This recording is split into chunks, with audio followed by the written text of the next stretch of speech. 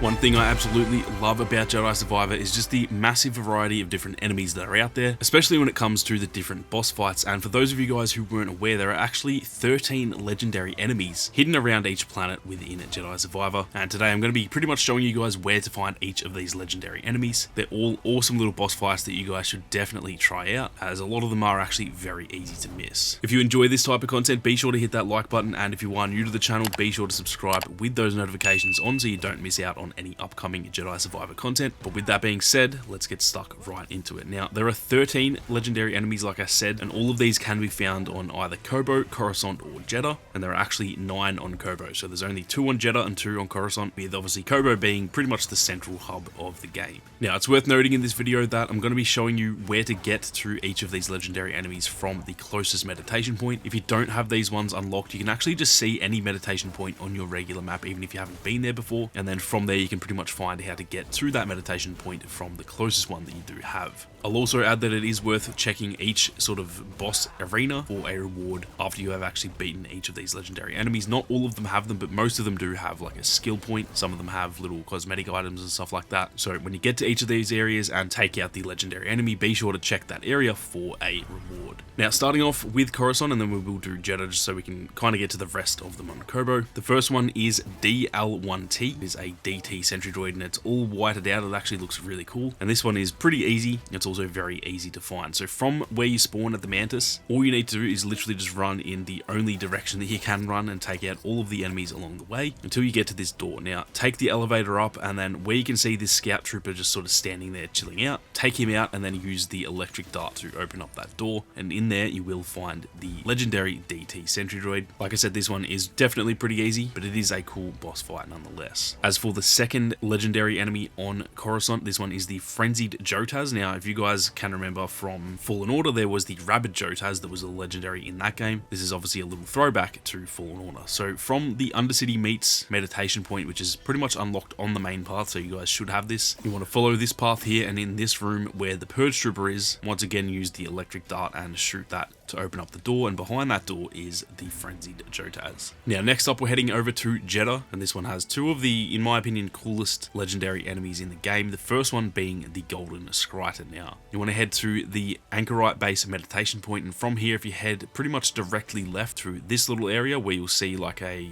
sort of natural archway, you want to head under that, and in this area there where you can see a bunch of those like bird things, when you run through that area you will eventually come across the golden Skriton that will pretty much attack you from underground, so just be aware of that one. This one is actually pretty tough, but it definitely is a very cool looking enemy, so be sure to give this one a try. Now, as for the second one on Jetta, this is the Subotan Alpha, which again is a little bit of a throwback to Fallen Order as far as I'm aware, because there was the Nyadak Alpha on Dathomir that was pretty similar. It was like almost the same species, I guess, but just slightly different. To get to this one, you want to go to the Crypt of Irma meditation point. You may have this shortcut unlocked behind you, so if you do, you can actually just take that and you're pretty much there already. If you don't have that unlocked, you want to head along this path that I'm showing here to get into this sort of like tomb area. You will be familiar with this from the main story. Take out all these annoying little critters, and then you will see this puzzle on the wall here. Now, what you want to do is pull the top left and the top right blocks out, and then pull the middle 2 bottom blocks, and this will actually open the door. Right in front of you is actually a free stim, so be sure to grab that on your way. And then if you head left, follow along this path here, you can head through this green gate and then slip through the crack in the wall, and you will find the Subotan Alpha. So that is it for Coruscant and Jetta, and now we are moving on to Koboh, where all 9 of the remaining legendary enemies can be found. Now, the first one is pretty random. This one is called B2D2, and it is essentially just a B2 battle droid. As far as I know, this one actually just spawns in after a certain point in the game. For me, it was after I'd finished. I don't know if that's the case for everyone, or if I just hadn't been back to this area after whatever point it unlocks. But pretty much all you need to do is head to the Southern Reach meditation point, where you can see the awesome view of Koboh. And this one will actually just spawn in from nowhere, so it almost seems random in a way, but I think it definitely is like guaranteed to spawn if you haven't been back here after a certain point in the game.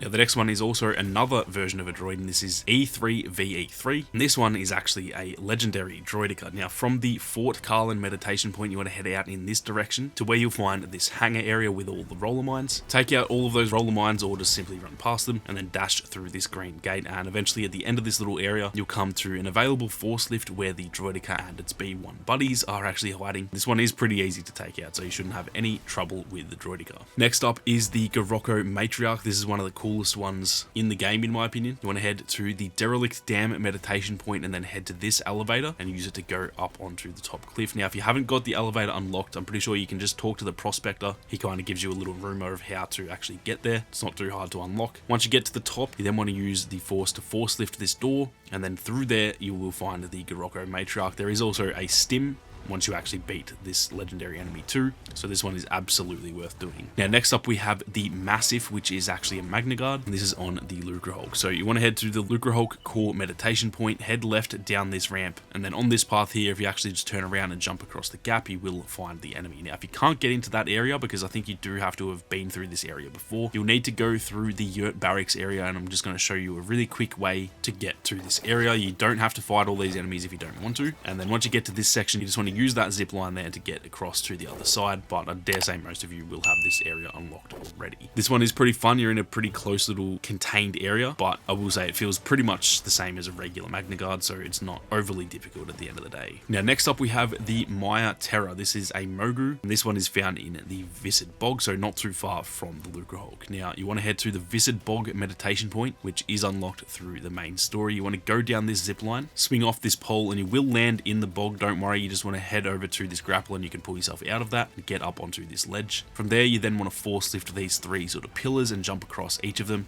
to get through this area. And this little like arena area is where you will find the Maya Terror. Now, for me, it actually didn't show up for some reason. I never saw this, even though I knew it was here. I got the stim and it just never showed up, but it counted for me as killing it because I got the notification saying I'd finished all the legendaries. So I don't know if that's a known bug or what, but if yours doesn't show up, then at least it should count that you've killed this anyway. Now, next up is a very obvious one, and I'm pretty sure most of you would have done this already, but this is the Rancor. Now, if you don't know how to get here, you want to head to the Ramblers Reach Outpost meditation point, climb up these vines and head into this cave on the left, and pretty much just follow the linear path to the end. It's very easy to find, and you will come up against the Rancor, which is probably, for me, the second hardest of any of these, but it's probably also the funnest. I actually really enjoyed this, so definitely give this a try, but I'm going to assume most of you have already. Now, I mentioned that the Rancor was the second hardest, and the absolute hardest is the Spawn of Ogdo. Now, this can be found in the Fort Carlin area of the map. You want to head up and along this path that you can see here, and then you will come to this sort of trapdoor that you will find the Ogdo waiting for you down the bottom there. This is easily the hardest in the game. Even on Jedi Master,